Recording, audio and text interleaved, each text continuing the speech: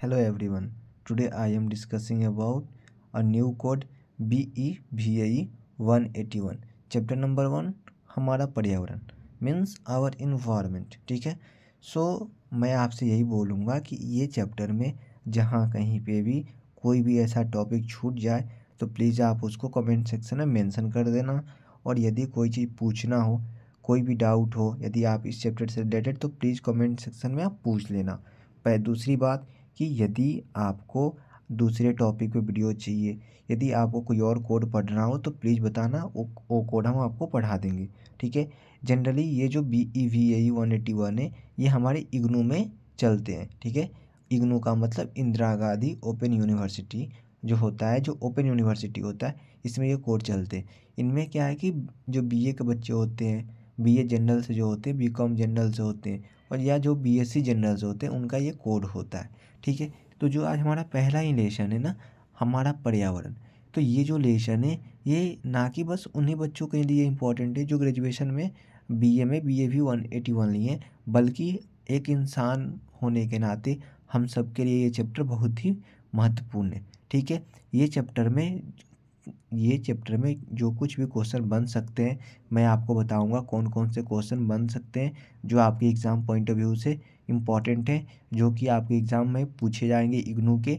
और ये वीडियो सिर्फ आप ही के लिए इम्पॉर्टेंट नहीं है, बल्कि जो भी बच्चे हैं जो कॉम्पिटिटिव लाइन की तैयारी करते हैं कॉम्पिटिटिव लाइन में, उनके लिए भी ये वीडियो इम्पॉर्टेंट हो सकता है। प्लीज़ एक बार इसको वॉच आउट ज़रूर कीजिएगा। वीडियो अच्छा लगे तो कमेंट सेक्शन में रिप्लाई ज़रूर करना। ठीक है।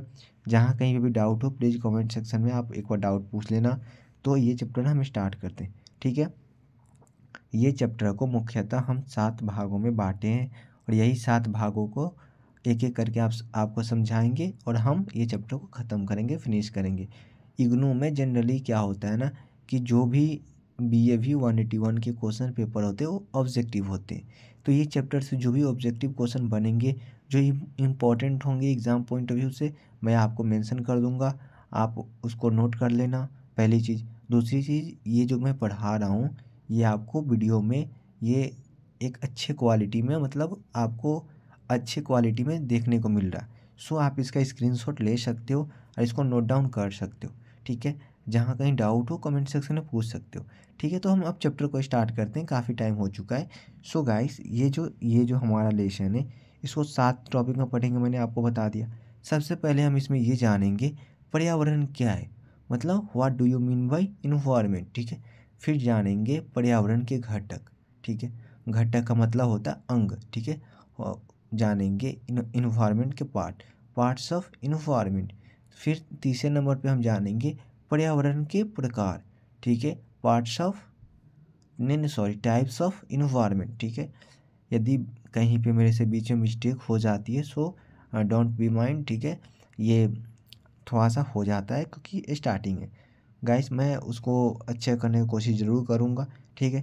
चौथे नंबर पे जानेंगे जीवन के लिए पर्यावरण का महत्व, मतलब लाइफ जीने के लिए हमारा जो इन्वायरमेंट है इसका क्या इम्पोर्टेंट रोल है। ठीक है।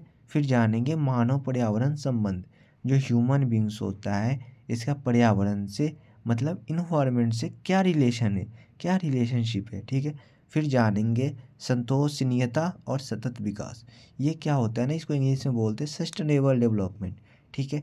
फिर जानेंगे पर्यावरण अध्ययन का महत्व, जो हम इन्वायरमेंटल स्टडी पढ़ रहे हैं इसका हमारे दैनिक जीवन में क्या महत्व है, क्या इम्पोर्टेंस है। यही 7 टॉपिक पे बात करके ये पूरे चैप्टर को कवर करेंगे। जिस बच्चे को कहीं पे भी डाउट हो प्लीज़ एक बार पूछ लेना, मैं आपको डाउट के साथ साथ ये चैप्टर से जो भी क्वेश्चन बन सकते हैं मैं आपको क्लियर कराऊंगा। आई होप आपको वीडियो पसंद आएगी। जहाँ कहीं पे भी डाउट हो पूछ लेना, और आगे किस टॉपिक पे वीडियो बनाया जाए प्लीज़ कमेंट सेक्शन में बता देना। ठीक है। अब हम आगे बढ़ते हैं। ठीक है। तो आगे हमारा है, एक सेकेंड वेट। तो सबसे पहले हम ये जानेंगे कि ये जो क्या है, पर्यावरण क्या है। ठीक है। तो हम आपको बता रहे हैं पर्यावरण क्या है। इसमें सबसे पहले हम बताएंगे फ्रेंच भाषा इन्वायरन शब्द से बना है। यह क्या है कि एक फ्रेंच भाषा इन्वायरन शब्द से ये बना है। ठीक है। जिसका तात्पर्य होता है आसपास के आवरण से, जिसका मतलब ये होता है कि आसपास का आवरण मैं आपको ये भी बताऊंगा आवरण का मतलब क्या होता है, बस आप वीडियो में बने रहिए। हिंदी का पर्यावरण शब्द दो शब्दों के संधि से निर्मित हुआ है।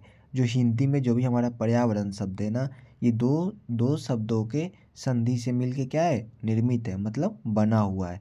परि प्लस आवरण, ठीक है। इसमें परि का अर्थ होता है चारों तरफ तथा आवरण का अर्थ होता है घेरा हुआ, मतलब चारों तरफ घेरा हुआ। एक सिंपल भाषा में हम बात करें तो पर्यावरण का अर्थ ये होता है हमारे चारों ओर या चारों तरफ प्राकृतिक तथा मानव निर्मित जो भी जीवित तथा निर्जीव वस्तुएं हैं वे सभी पर्यावरण कहलाती है। मतलब हमारे पृथ्वी पे चारों तरफ प्राकृतिक तथा मानव निर्मित जो भी प्राकृतिक वस्तुएं हैं, प्राकृतिक चीज़ें हैं तथा जो भी मानव निर्मित चीज़ें हैं वो जीवित हो या निर्जीव हो, जीव हो या निर्जीव हो, मतलब लिविंग थिंग्स हो या नॉन लिविंग थिंग्स हो, ठीक है, वो सारे क्या हैं, हमारे पर्यावरण कहलाती है, मतलब इन्वायरमेंट कहलाता है। ठीक है गाइस, तो हम आपको यहाँ से बताएंगे एग्ज़ाम में क्वेश्चन पूछे जाते हैं कि ये जो शब्द है ये किस भाषा से मिलके बना हुआ है, इन्वायरन शब्द है किस भाषा से लिया गया है। एग्ज़ाम में ये क्वेश्चन पूछे जा सकते हैं कि इन्वायरन भाषा निम्नलिखित में से इन्वायरन भाषा किस शब्द से बना है। तो आपके ऑप्शन में होंगे फ्रेंच भाषा, पारसी हो गया, दूसरा हिंदी हो गया और तीसरा उर्दू हो गया।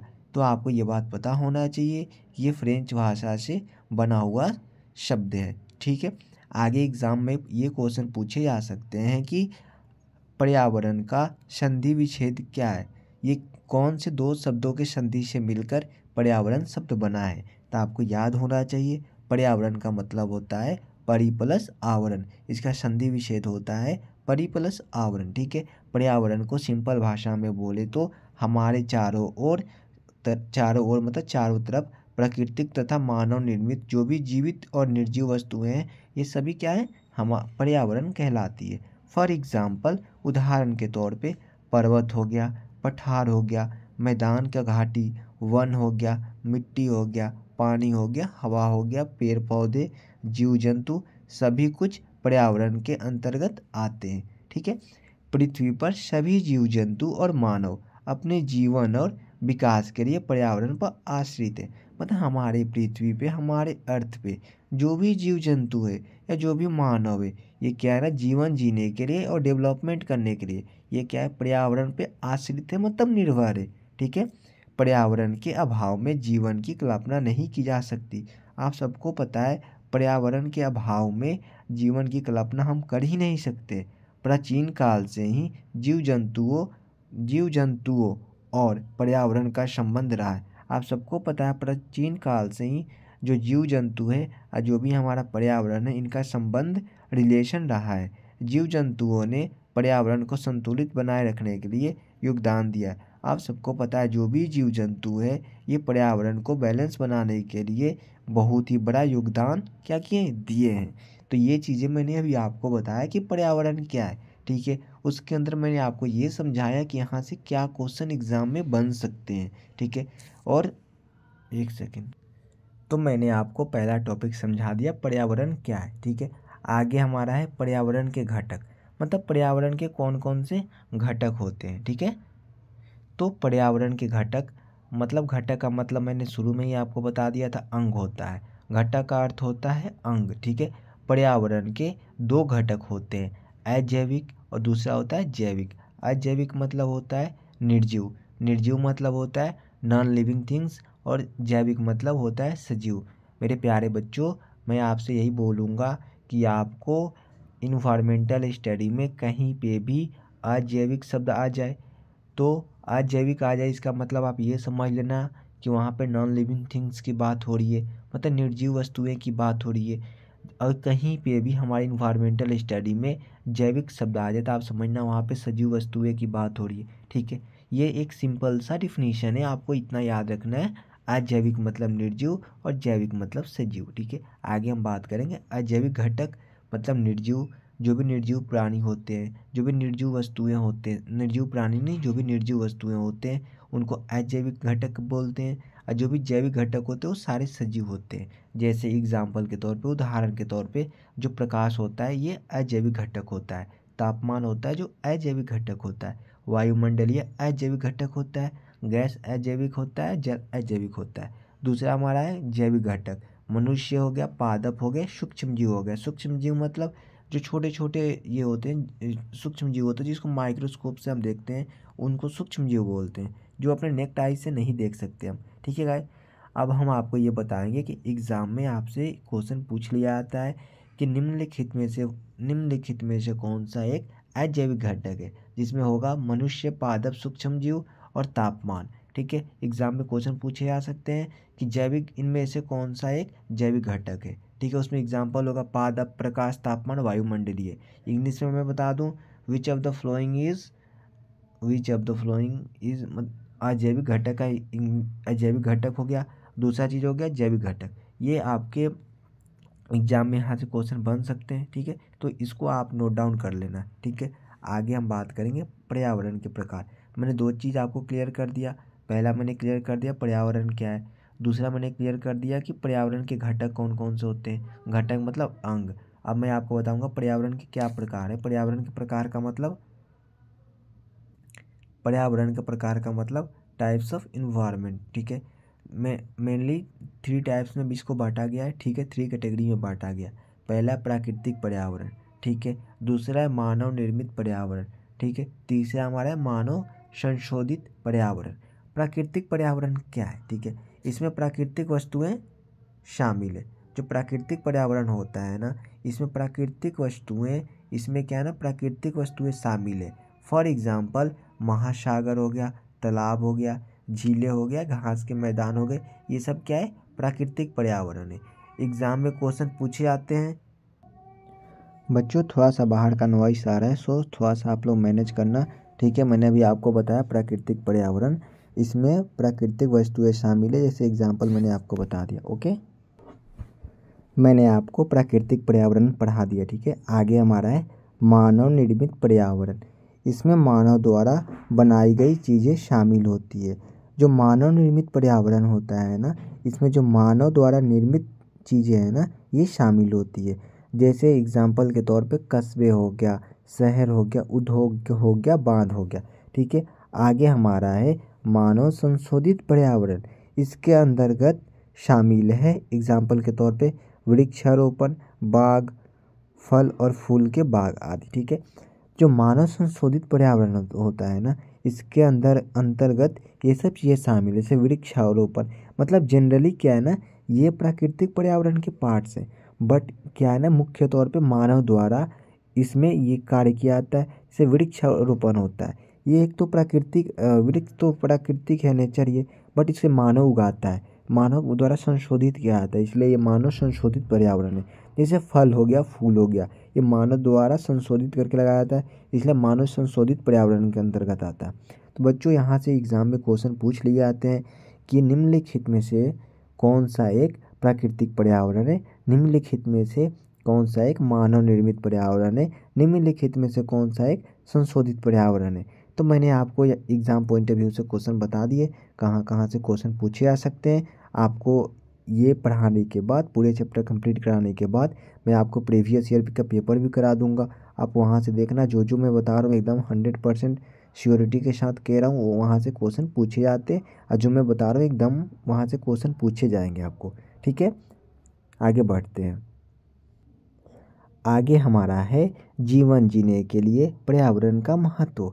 मतलब हमें जीवन जीने के लिए पर्यावरण के हमारे जीवन में क्या इम्पोर्टेंस है, इन्वायरमेंट के हमारे लाइफ में क्या इम्पोर्टेंस है। ठीक है, जीवन जीने के लिए पर्यावरण हमारे लिए बहुत ज़्यादा ज़रूरी है। आप सबको पता है जीवन जीने के लिए पर्यावरण है, इन्वायरमेंट है, बहुत ज़्यादा क्या है, ज़रूरी है। क्योंकि दैनिक जीवन में हम जो भी कार्य करते हैं उसमें पर्यावरण महत्वपूर्ण भूमिका निभाता है। हम दैनिक जीवन में, दैनिक लाइफ में जो भी कार्य करते हैं, जो भी काम करते हैं, उसमें जो पर्यावरण है ये क्या करता है, महत्वपूर्ण क्या करता है, भूमिका निभाता है। फॉर एग्ज़ाम्पल जीवन जीने के लिए सबसे ज़रूरी है सांस लेना। आज सांस हम जो लेते हैं, इसके लिए क्या हमें ज़रूरत पड़ती है, वायु की आवश्यकता पड़ती है। ठीक है, हमें जीवन जीने के लिए खाने का भी अत्यधिक आवश्यक पड़ती है। ठीक है, जिसके लिए में जल की आवश्यकता होती है।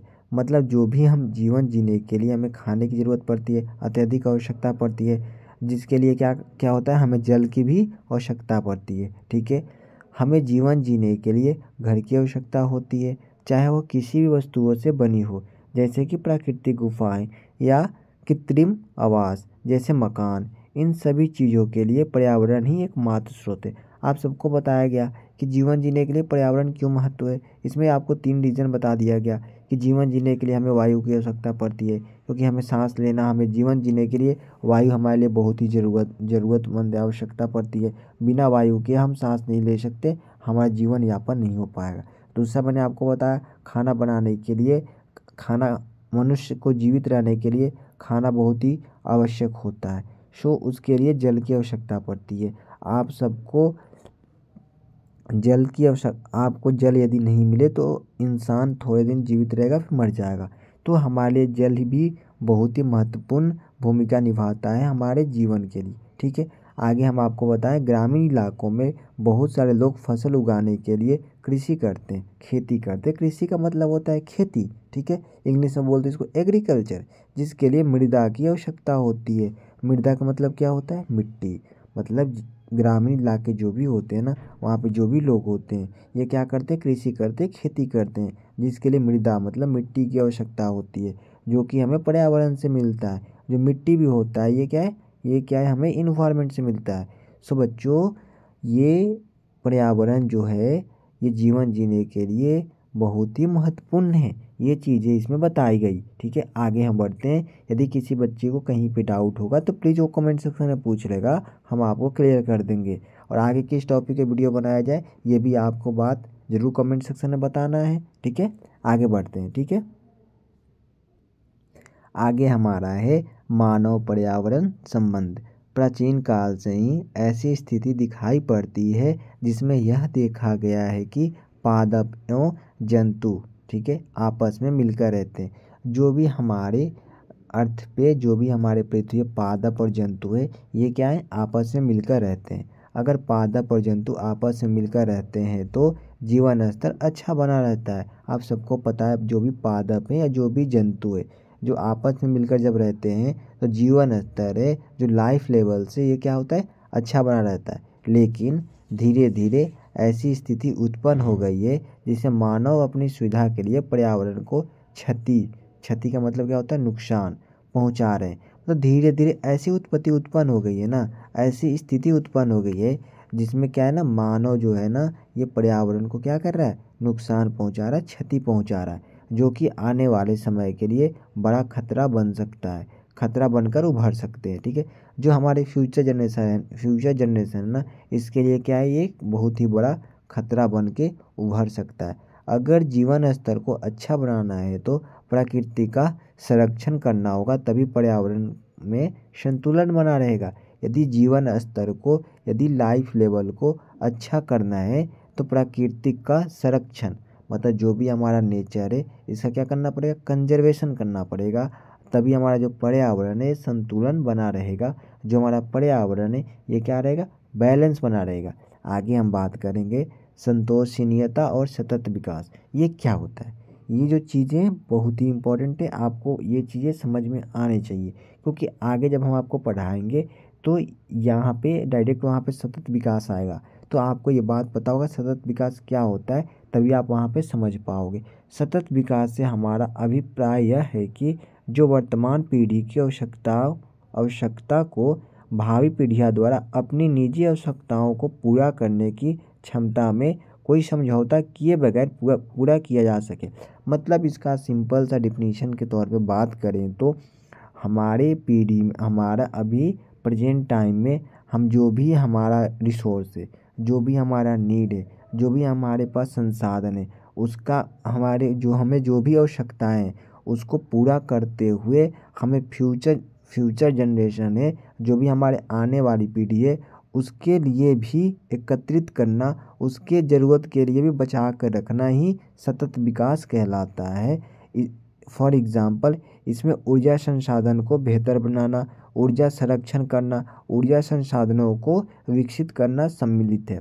मतलब इसमें जो ऊर्जा संसाधन है, जो भी हमारा एनर्जी रिसोर्स है इसको बेहतर बनाना। ऊर्जा संरक्षण करना, जो भी हमारे पास ऊर्जा है, एनर्जी रिसोर्स है, इसको क्या करना, कंजर्व करना। ऊर्जा संसाधनों को विकसित करना, जो भी हमारे पास एनर्जी रिसोर्सेज है इसको क्या करना, डेवलप करना। उदाहरण के तौर पे आपको बताया गया सतत विकास में कि जो भी हमारे पास ऊर्जा उपलब्ध है ना, इसको उस अनुसार से प्रयोग करना है कि जो भी हमारा फ्यूचर जनरेशन आए वो भी उसका यूटिलाइज कर सके, यूज कर सके। ये ना हो कि आप कोई भी संसाधन का इतना प्रयोग कर लो कि प्रेजेंट टाइम में ही ख़त्म हो जाए और आपका फ्यूचर जनरेशन उसको नीड हो, उसको ना मिले। ठीक है। आगे हमारा अपशिष्ट उत्पाद कम करना, इसमें उत्पादन पर क्रियाओं को बेहतर बनाना पुनर्चक्रण प्रक्रिया भी सम्मिलित है।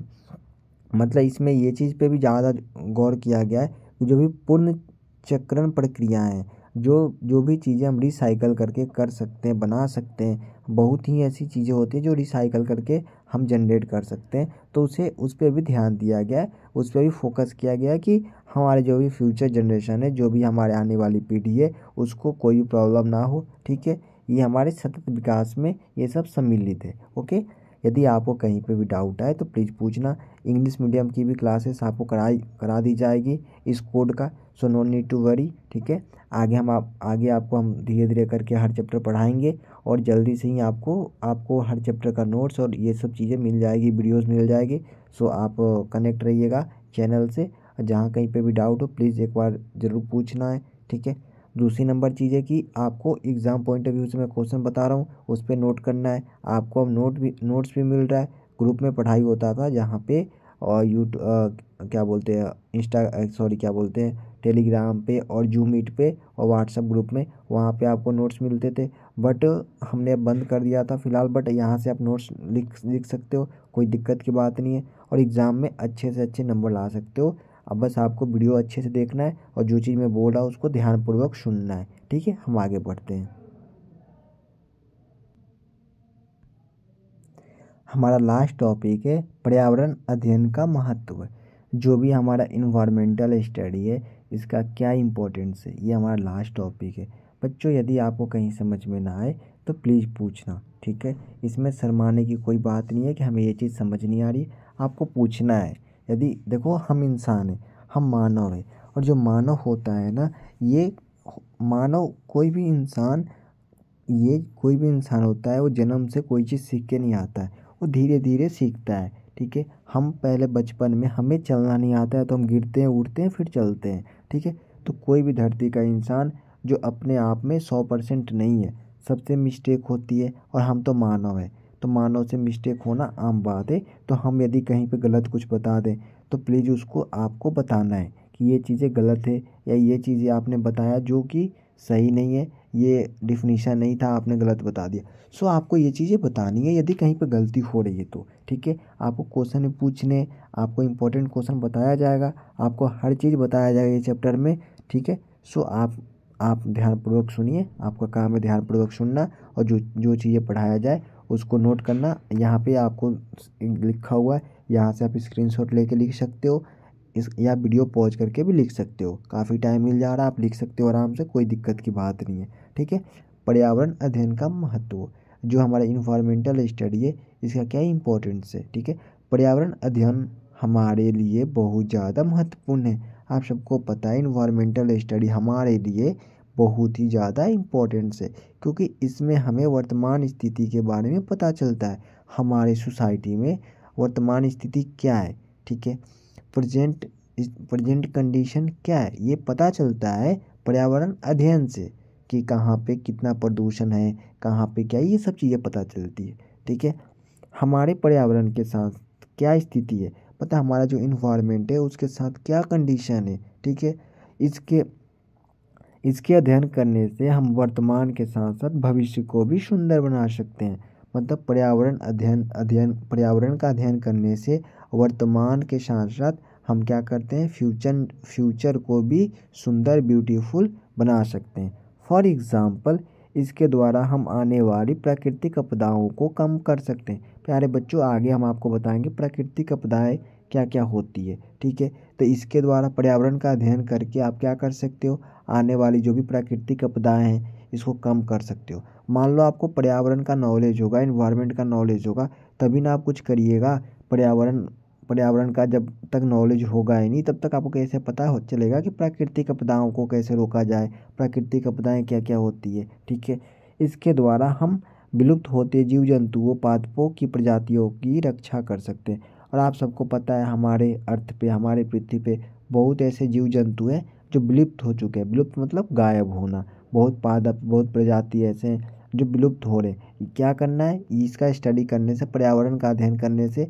आप उनकी रक्षा भी कर सकते हो, जो भी जीव जंतु विलुप्त हो रहे हैं। ठीक है, आगे पानी, वायु, मिट्टी को प्रदूषित होने से बचा सकते हैं। आपको आगे हम पढ़ाएंगे तो ये बताएंगे कि जो पानी, वायु होता है, ये भी क्या होता है, इनको ये भी प्रदूषित होते हैं। और पानी क्या जल प्रदूषण होता है, हवा प्रदूषण होता है, और मिट्टी प्रदूषण भी होती है। तो ये चीज़ पे आगे हम बात करेंगे, सो आपको टेंशन लेने की ज़रूरत नहीं है। आगे हम बात करेंगे पर्यावरण अध्ययन का मुख्य लक्ष्य बच्चों को इस योग्य बनाना है कि उन्हें पर्यावरण से संबंधित सभी मुद्दे अच्छे से समझ सके और उनकी समस्याओं को हल करने में सक्षम हो सके। ठीक है, मतलब पर्यावरण अध्ययन का यही महत्व है ना कि हमारे लक्ष्य यही है, मुख्य उद्देश्य यही है कि जो भी बच्चे हैं ना, समाज में जो भी इंसान है, जो भी मानव है, उसको उस लायक बनाना है ना कि पर्यावरण सभी संबंधित जो भी मुद्दे हैं अच्छे से समझ सके। पर्यावरण का कैसे रक्षा करना है, कैसे संरक्षण करना है, पर्यावरण में कौन सी क्रियाएं ऐसी करनी है जिसकी वजह से फ्यूचर जनरेशन को कोई परेशानी ना हो, हमें क्या करने चाहिए, क्या नहीं करना चाहिए कि प्रदूषण पे रोका जाए। सो आगे हम आपको ये चैप्टर में इतना ही। ठीक है, आगे हम कल पढ़ाएंगे आपको दूसरा नंबर चैप्टर, जो कि हमारा इकोसिस्टम, जिसको हम पारिस्थितिक तंत्र बोलते हैं। ठीक है, तो आज ये जो हमारा चैप्टर था हमारा पर्यावरण, इसमें आपको इतना ही बताया गया है। ठीक है, यहाँ तक किसी बच्चे को कोई दिक्कत तो प्लीज़ आप एक बार कमेंट सेक्शन में बोलना कि ये चीज़ें समझ नहीं आई, उसको रिपीट कर दिया जाएगा। ठीक है, और आपको हर चैप्टर में इंपॉर्टेंट क्वेश्चन बताया जाएगा। सो आपको कोई टेंशन लेने की बात नहीं है, बस हम जितना बताए उतना आप करो। एग्ज़ाम में 50 आउट ऑफ, यदि मेरे बातों को ध्यानपूर्वक आपने सुना तो मैं इग्नू के एग्ज़ाम की बात कर रहा हूँ। इग्नू के एग्ज़ाम में 50 आउट ऑफ 40 प्लस एकदम स्कोर करोगे, बिल्कुल स्कोर करोगे, उसमें कोई दो राय नहीं है। बस जो मैंने बताया, जो चीज़ मैं कह रहा हूँ ये कर लो, तो मैं श्योरिटी के साथ कह सकता हूँ 50 आउट ऑफ 40 आप जरूर स्कोर करोगे। ठीक है, दूसरी नंबर बात, बाय मिस्टेक कोई वर्ड हो, बाय मिस्टेक कोई भी सेंटेंस हो जो मैं गलत बोल दिया हो, सो प्लीज़ आप मुझे एक बार बताइएगा कि यहाँ पे सर आपसे गलती हुई है, भैया आपसे गलती हुई है, भाई आपसे गलती हुआ है। सो मैं उस चीज़ का ज़रूर ध्यान रखूँगा अगले क्लास में। तीसरी बात ये कि हमें, यदि आप हमको रिस्पेक्ट नहीं देना चाहते हो तो कोई बात नहीं है, आप हमको सर करके नहीं बोल के भाई कह सकते हो, भैया कह सकते हो। ठीक है, आपको जो सही लगे, जो सूटेबल लगे आप हमें बोल सकते हो। ठीक है, आपको करना कुछ नहीं है, ये चैनल से जुड़े रहना है, इसका नोटिफिकेशन ऑन करना है। ठीक है, यदि वीडियो आपको अच्छे लगे तब लाइक करना, हम ये नहीं बोलेंगे कि मेरे वीडियो को लाइक करो और इसमें कमेंट करो। कमेंट में आपको यही चीज़ बोलना है, यदि अच्छा लगे तो उसमें कमेंट करना है कि सर आप कंटिन्यू कराओ, भैया आप कंटिन्यू कराओ, या ये टॉपिक के वीडियो लाओ, ये चैप्टर पढ़ाओ, ये कोड पढ़ाओ। तो मैं आपके रिस्पॉन्स के अनुसार मैं काम करूँगा। यदि मुझे लगेगा कि नहीं आपको समझ में नहीं आ रहा है तो मैं अपना पढ़ाने का तरीका चेंज करूँगा। ठीक है, तो आज का वीडियो यहीं पे समाप्त होता है। प्यारे बच्चों, यदि आपको आगे और समझना है, आगे और चैप्टर का वीडियो चाहिए तो प्लीज़ कमेंट्स करना है कि ये आगे ये कोड पढ़ा दो, या जो भी कुछ पढ़ना है आपको प्लीज़ एक बार कमेंट ज़रूर करना है। ठीक है, ये चैप्टर में कहीं पे प्रॉब्लम आए तो प्लीज़ उसको मेंशन करना है, उसको आपको वहाँ पे ये करना है कि ये चीज़ छूट गई या ये चीज़ रह गई, आप एक बार उसको रिपीट कर दो अगले वीडियो में, तो मैं आपको वीडियो बना के ये बता दूँगा, समझा दूँगा। ठीक है, धन्यवाद। और आप सब इस चैनल से जुड़े रहिए, बस लास्ट में यही कहूँगा, और आराम से पढ़ते रहिए घर में बैठ के, कोई दिक्कत नहीं है। मैं आपको व्हाट्सएप पे भी क्लास करा रहा हूँ। ठीक है, और यहाँ पे भी आपको करा रहा हूँ। व्हाट्सएप पे जो क्लास होते था वहाँ का भी रिकॉर्डिंग में डाल सकता था, अब क्या है यूट्यूब पे, बट वहाँ पे ये इशू आ रही है ना कि जो बच्चे हैं उनका जो मोबाइल नंबर होता है वो रिकॉर्ड हो जाता है। सो हमारे सोशल मीडिया के ज़माने में लोग इसका मिसयूज कर सकते हैं। जो जिनको मैं नहीं जानता वो इसका मिसयूज कर सकते हैं, क्योंकि यूट्यूब एक ऐसा प्लेटफॉर्म है ना, यहाँ पे पूरे वर्ल्ड में कोई भी वीडियो देख सकता है। सो मैं वहाँ का रिकॉर्डिंग नहीं करके आप यहाँ मैं पर्सनली वीडियो बना रहा हूँ, जो जो किसी बच्चे को कोई इससे इफेक्ट नहीं है, प्रभाव नहीं पड़ेगा। आप आराम से यूट्यूब का वीडियो देखो, जो मैं भेजूंगा आपको लिंक प्रोवाइड करूँगा, देखो और इससे कुछ सीखो। जहाँ कहीं दिक्कत आ रही है प्लीज़ मुझसे पूछो।